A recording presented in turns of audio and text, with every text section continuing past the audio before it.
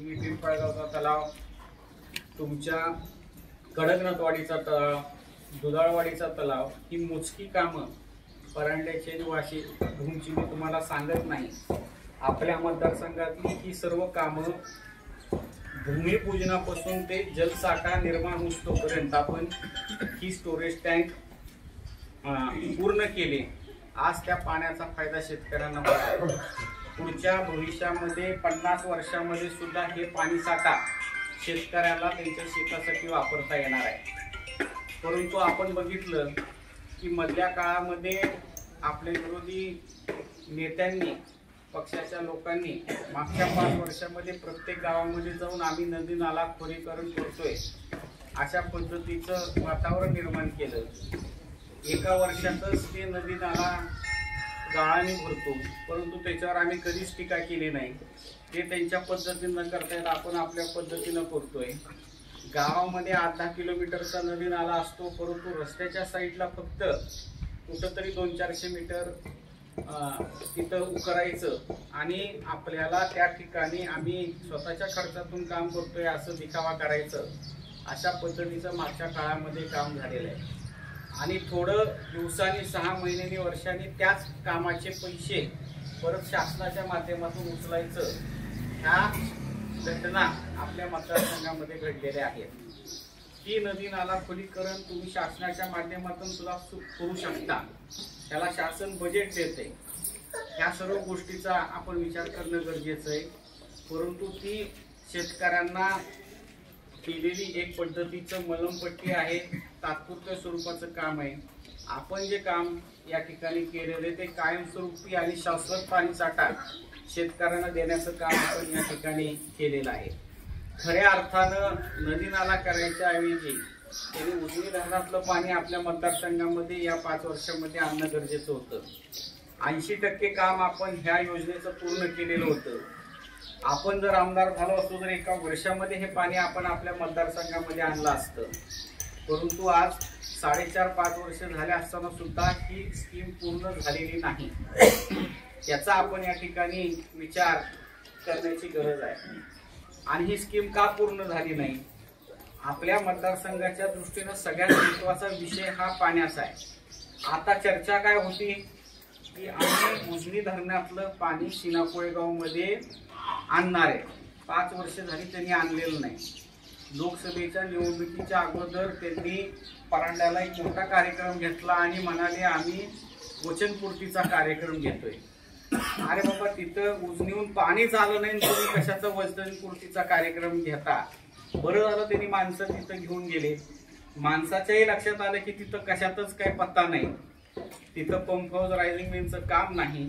जे आपण काम केलं होतं त्याच्यामध्ये 5-10% आपलं 2.5 वर्षाचं सरकार असताना काहीतरी काम झालेलं होतं।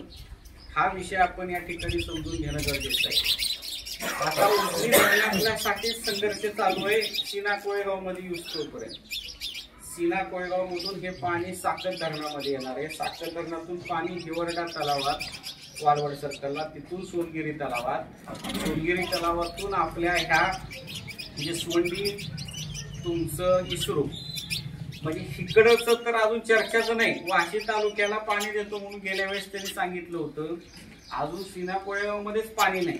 आणि हे पुढचे सगळे धरणं आपण केलेत आणि ह्या पुढचा टप्पा पार पाडून ही वाशी तालुक्याला पाणी कधी येणार, हा विषय आपण या ठिकाणी विचार करण्याची गरज आहे। दुसरं, आपल्या काळामध्ये आपण काय केलं तर भूम तालुक्यापर्यंत आपण कॅनॉलनी पाणी आणलेलं होतं, म्हणजे भविष्यात पाणी आल्यानंतर कॅनॉल तयार केले होते। ते आमदार झाल्यानंतर, पालकमंत्री झाल्यानंतर अचानक त्यांना हुकी आली आणि एकाच दिवसात त्यांनी कॅनॉलचं काम रद्द केलं आणि पुढे पाईपलाईनचं काम मंजूर करून आणलं।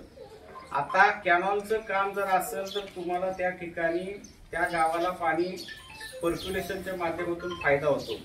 पाईपलाईन जर तुमच्या शेतामध्ये गेली तर तुम्हाला फक्त शेतातून जमिनी खालून पाणी जाणार, त्या शेताला एक थेंब सुद्धा पाणी मिळणार नाही। ह्या सर्व गोष्टीचा आपण या ठिकाणी विचार करण्याची गरज आहे। विजेच्या बद्दल आपण यशवंती तलावात, यशवंती 33 kVचं काम केलं, पारडी फाट्याचं केलं, तुमच्या लिंगी पिंपळगावचं केलं।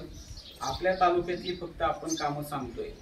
4.5 वर्षामध्ये एकही नवीन 33 केवी आपल्या मतदारसंघामध्ये झालेलं नाही, तर आपल्याला लाईट पुरणार कशी ह्याचा विचार आपण या ठिकाणी करणं गरजेचं आहे. ह्या 33 केवीवर निदान 5चे ट्रान्सफॉर्मर बसवणं तर शक्य होतं, ते सुद्धा त्यांनी केलेलं नाही. आपण विरोधक आहे म्हणून काहीतरी बोलतोय असं नाही. तुम्ही अभ्यास करा. सगळे तरुण पोर आहेत की बाबा खरंच ह्या 5 वर्षामध्ये 33 केवी आपल्या मतदारसंघामध्ये झालेला आहे का नाही. तर हे 33 केवी जर होत नसतील तर लाईटीची अडचण 100% आपल्याला येणार. त्या गोष्टी आपण या ठिकाणी लक्षात ठेवणं गरजेचं आहे. आपण गेल्या 5 वर्षामध्ये आपल्याला पराभव झाला, तो स्वीकारला आपण, आणि विरोधी पक्षाचं काम या ठिकाणी 5 वर्ष केलं. जे विरोधी पक्षाचं काम असतं त्याच्यामध्ये ज्यावेळेस शेतकरी अडचणीत होता, त्यांचं पिकं अडचणीत होती, त्यावेळेस पीक विमा कंपन्याकडे आपण पाठपुरावा केला, कलेक्टरकडे पाठपुरावा केला आणि 25% पीक विमा आपण शेतकऱ्यांना मिळवून दिला. राहिलेला 75% सरसकट पीक विमा शेतकऱ्यांना मिळाला पाहिजे ह्याच्यासाठी आपला प्रयत्न चालू आहे. ह्या सरकारने 25% पीक विमा दबाव आल्यामुळे दिला, आंदोलन झाल्यामुळे दिला, आणि आता म्हणतायत की ज्यांनी तक्रार नोंदवली त्यांनाच आम्ही राहिलेला पीक विमा देऊ. तक्रार काय, सर्व इथं बसलेला माझ्या माहितीप्रमाणे एखाद दुसरा सुद्धा तरुण पोरगा तक्रार ऑनलाईन नोंदवू शकत नाही. सरसकट त्यांना पीक विमा देण्याची मागणी आपण केली आहे, त्याचा पाठपुरावा आपल्याला या ठिकाणी चालू आहे. दुधाच्या बद्दल 5 रुपयाची घोषणा त्यांनी केली, आम्ही अनुदान दिलं. तुम्ही ऐकलं असेल पेपरला, मिळालं का तुम्हाला अनुदान? मतदारसंघामध्ये एकाही गावाला 5 रुपयाने आपल्याला अनुदान मिळालं नाही. अटी आणि शर्ती एवढ्या टाकलेल्या आहेत की ते पैसे तुम्हाला मिळू शकत नाही. 2 गावाला फक्त हे दुधाचे पैसे मिळाले. फरक बिल 5 रुपयाचं, एका गावात 50 लाख रुपये आले, एका गावात 40 लाख रुपये आले, परंतु 250 गावामध्ये हे दुधाचं 5 रुपयाचं अनुदान आपल्याला मिळालं नाही. याचा आपण विचार या ठिकाणी करणं गरजेचं आहे. लोकसभेच्या इलेक्शनच्या वेळेस सगळ्यात महत्वाचा मुद्दा होता सोयाबीनचा. 10-11 हजार रुपयेपर्यंत सोयाबीन गेल्यावर शेतकऱ्याला अनुदानाची गरज नाही, पीक विम्याची गरज नाही. शेतकऱ्यांना आशा होती, 2-2 वर्ष त्यांनी सोयाबीन घरी ठेवलं, परंतु आज सुद्धा त्याला भाव नाही. उलट 4.5 हजारापर्यंत सोयाबीनचा या ठिकाणी भाव घसरलेला आहे. लोकसभा झाल्यावर तरी ही लोक शहाणे होतील असं वाटलं होतं, परंतु लोकसभा झाल्यावर तर त्यांनी सोयाबीनची आधारभूत किंमतच 5,000 रुपये ठरवली. सरकारनेच किंमत 5,000 ठरवली तर तुम्हाला 10-11 हजार सोयाबीनचा भाव कसा मिळणार, त्याच्याबद्दल आपण या ठिकाणी विचार करण्याची गरज आहे. आपलं महाविकास आघाडी आहे. आदरणीय पवार साहेब, उद्धव ठाकरे साहेब, राहुलजी गांधी यांच्याबद्दल एक सहानुभूतीचं वातावरण महाराष्ट्रात देशामध्ये आहे. आणि आपला मतदारसंघ हा उद्धव ठाकरे साहेबांना आणि पवार साहेबांना मानणारा या ठिकाणी हा मतदारसंघ आहे. आपले पवार साहेब असतील, उद्धव ठाकरे साहेब असतील, ते जे निर्णय घेणार आहेत भविष्यात त्या पद्धतीनं या ठिकाणी आपण महाविकास आघाडीचं पुढचं या ठिकाणी एकत्रितरित्या काम करणार आहोत. ह्या सगळ्या गोष्टी विचार आपण या ठिकाणी करणं गरजेचं आहे. वाशी तालुक्यामध्ये आपण आमदार असताना आपण कोर्टाची बिल्डिंगचा अनुदान निधी आणला, तो उभा केला. तुमचं तहसीलची इमारत उभा केली, कोर्टाची केली. तुमचं त्या ठिकाणी जेवढ्या बिल्डिंग आपल्याला दिसत आहेत त्या आपल्या काळामध्ये झालेल्या आहेत. दवाखाने सुद्धा आपण आपल्या काळामध्ये केले. हे पालकमंत्री आणि आरोग्य खात्याचे मंत्री त्यांनी सांगितलं की मी हा दवाखाना केला, तो दवाखाना केला. 2 वर्ष झाले ते मंत्री आहेत. 2 वर्ष मंत्री आहेत आणि 7 वर्षापासून आमदार आहे. त्यांची दवाखान्याच्या मंजुरीची लिस्ट काही संपत नाही.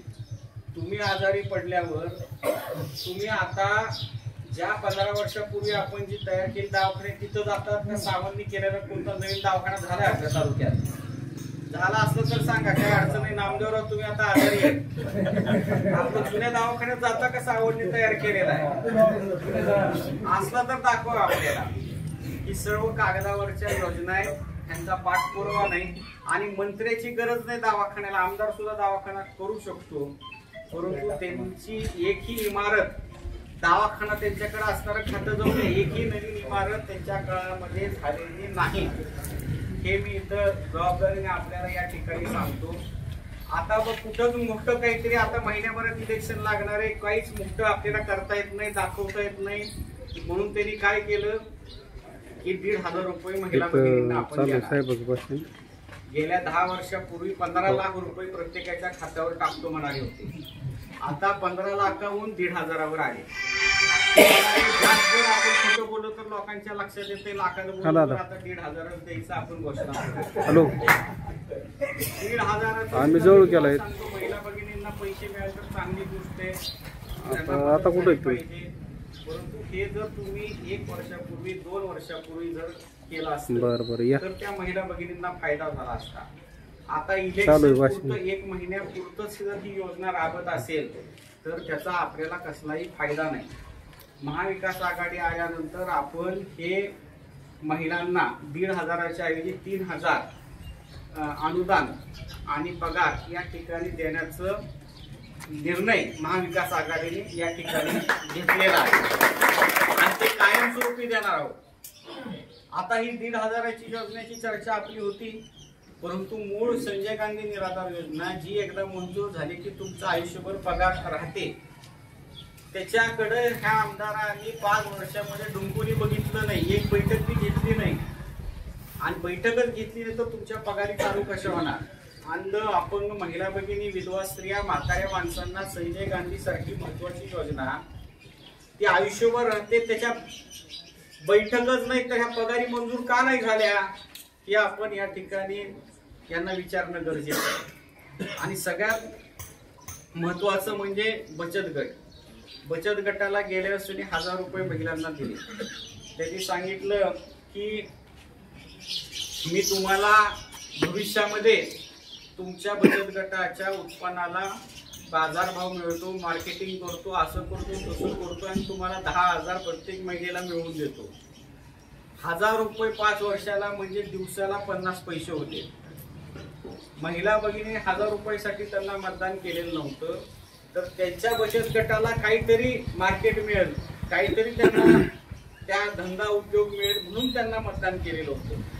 परंतु 5 वर्षामध्ये बचत गट हा शब्द त्यांच्या तोंडातून निघाला असेल तर मला दाखवा. अनेक भाषणं आपल्याकडे, कुठला कार्यक्रम घेतला असेल तर दाखवा.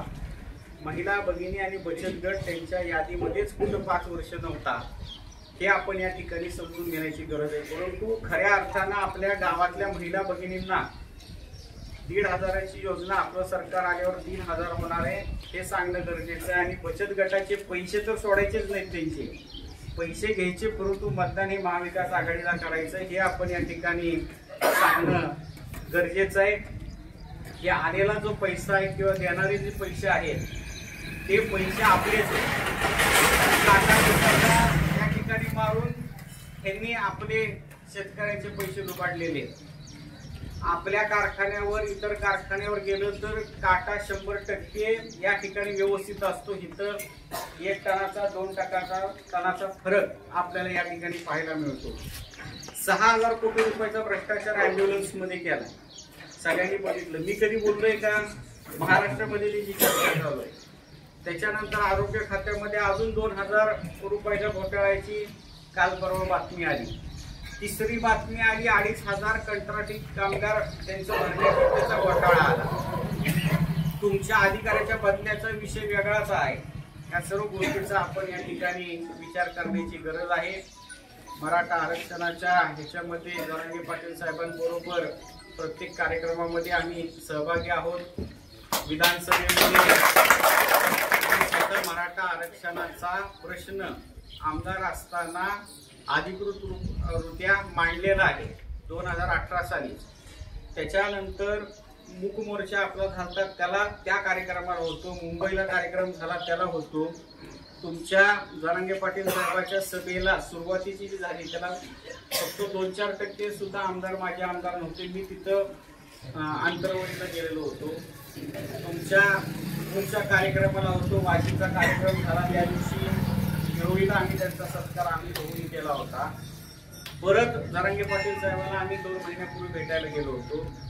आणि जिथं जिथं शक्य उस्मानाच्या कार्यक्रमाला परत गेलो होतो आणि आपण त्या संदर्भात मराठा आरक्षणाबरोबर धनगर समाजाला देखील आरक्षण मिळालं पाहिजे म्हणून अधिवेशनामध्ये आपण प्रश्न उपस्थित केलेला होता। हे करत असताना आपण हे काम करतोय, परंतु मराठा आरक्षणाबद्दल आपल्या पालकमंत्र्यांनी काय उद्गार काढले की आमचं सरकार आलं की मराठा समाजाला आरक्षणाची खाज लागते। हे शब्द सुद्धा उच्चारणं आपल्याला अवघड आहे। जरांगे पाटलांना आपण दैवत मानतो, त्यांना मनोज दादा जरांगे पाटील म्हणतो, ही एकेरी उल्लेख त्यांचा करतोय। या सर्व गोष्टींचा आपण विचार करण्याची गरज आहे।